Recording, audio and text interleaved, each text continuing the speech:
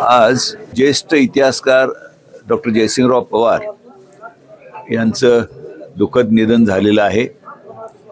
वास्तविक ते एक 1.5 महिन्यापूर्वी अस्पतालाला ॲडमिट होते. तर त्यावेळेला त्यांना खरं म्हणजे ते इन्फेक्शन फार काही नव्हतं, खोकला होता फक्त, पण सेकंडरी इन्फेक्शन काहीतरी झालं. मग तिथं आम्ही ट्रीटमेंट दिली आणि त्यानंतर मग त्यांना ज्यावेळेला किडनीचा प्रॉब्लेम सुरू झाला त्यावेळेला किडनीच्या प्रॉब्लेमच्या वेळेला त्यांना आपण किडनीची डायलिसिस करण्यासाठी म्हणून मग कोल्हापूरचे दोन्ही तज्ज्ञ doctors, doctor Korane, doctor Naik यांनाही तिथं बोलवून घेतलं. मग डॉक्टर केनियन यांनी चौकशी करून मग किडनीच्या ट्रीटमेंटसाठी डायलिसिस करायचं म्हणून डॉक्टर कोराणे यांच्या हॉस्पिटलला शिफ्ट केलं.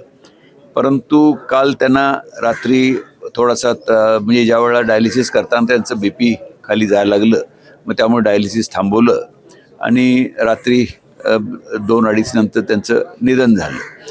खरं तर आपण एक मोठ्या ज्येष्ठ आणि अभ्यासू अशा इतिहासकाराला गमावलेलं आहे. म्हणजे त्यांनी म्हणजे छत्रपती शिवाजी महाराज, राजर्षी शाहू महाराज यांच्यावर जे लिखाण केलेलं आहे ते लिखाणाचा ठेवा हा भावी पिढीला फार मोठा ठेवा आहे, ज्याच्यामुळं आज या नवीन जे लोक काही PhD करू इच्छितात तर त्यांना जयसिंगरावांच्या या ग्रंथातून बरंचसं काही मिळण्यासारखं आहे. मी आपल्याला मुद्दाम सांगू इच्छितो की ज्यावेळेला माझी 75 वर्ष झाली त्यावेळेला आम्ही ज्यावेळेला ठरलं की मी आत्मचरित्र प्रसिद्ध करायचं त्यावेळेला आम्ही जयसिंगराव पवार यांचे त्यांना संपादक म्हणून नेमून त्यांच्या हाताखाली आम्ही एक शिष्टमंडळ नेमलं आणि त्या जे संपादक मंडळ होतं त्याचे ते प्रमुख संपादक होते आणि आम्ही समग्र कोल्हापूर असा एक ग्रंथ काढलेला आहे की आत्तापर्यंत कोल्हापूरचा शैक्षणिक, औद्योगिक, सांस्कृतिक, भौगोलिक असा कुठलाही इतिहासाचा आपल्याकडे कुठलीही संदर्भ ग्रंथ नाही. तर तेही त्यांनी जयसिंगरावांनी फार मोठं काम केलेलं आहे. त्यामुळं त्यात शिवाजी विद्यापीठातले बरेच तज्ज्ञ मंडळी ज्या त्या विषयाची त्याच्यावर आहेत. आणि परवाच मी ज्यावेळेला त्यांना बघायला हॉस्पिटलमध्ये गेलो होतो त्यावेळेला ते बोललेही, म्हणजे मी त्यांना सांगितलं की जयसिंगरावजी आपलं ग्रंथ तयार झालेला आहे, लवकर प्रकाशित करायचं आहे.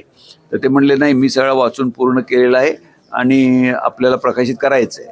पण दुर्दैव असं की तो ग्रंथ अजून प्रकाशित व्हायचा आहे, पण आज जयसिंगरावजी आपल्यात नाहीत. मला असं वाटलं की एवढा हा ज्येष्ठ तज्ज्ञ इतिहासकार आपल्यातून आज गेलेला आहे आणि आमची सगळ्यांची इच्छा होती की त्यांचं जे अंत्यविधी आहे तो शासकीय पातळीवर व्हावा या दृष्टिकोनातून संपर्क आम्ही साधत होतो. सकाळी मी मुख्यमंत्र्यांना लगेच मेसेज पाठवला, पण ते नागपूरला होते. मग त्यांच्याशी संपर्क झाला आणि त्यांनी लगेच मला उत्तर पाठवलं की it will be done in the state as a state funeral. तर त्यामुळं आम्हाला तो एक हे आहे की शासनाने त्याची नोंद घेऊन आज शासनाच्या वतीनं आज त्यांना शासकीय आज आपण अंत्यविधी होत आहे. शासनाच्या वतीनं पालकमंत्री हजर राहावेत म्हणून आम्ही तोही प्रयत्न केला, पण पालकमंत्री आज मुंबईत त्यांचं विमान चुकलं आणि ते येऊ शकले नाहीत.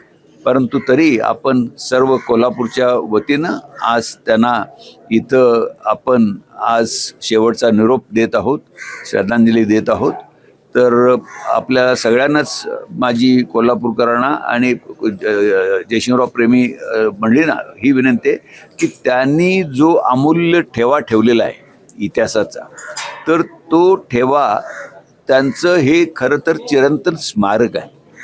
तर आज ते शाहू स्मारक ट्रस्टवर आहेत, तर तिथं देखील त्यांचे ग्रंथ हे शासनानं म्हणजे ते शासकीय ग्रंथ म्हणून म्हणजे अगदी अत्यल्प मूल्य असे सगळ्यांना ते उपलब्ध करून द्यावेत अशी माझी शासनाकडे विनंती आहे. डॉक्टरांनी ॲडमिट होण्याचा सल्ला दिलाय, पण स्पेशल रूम परवडत नाही.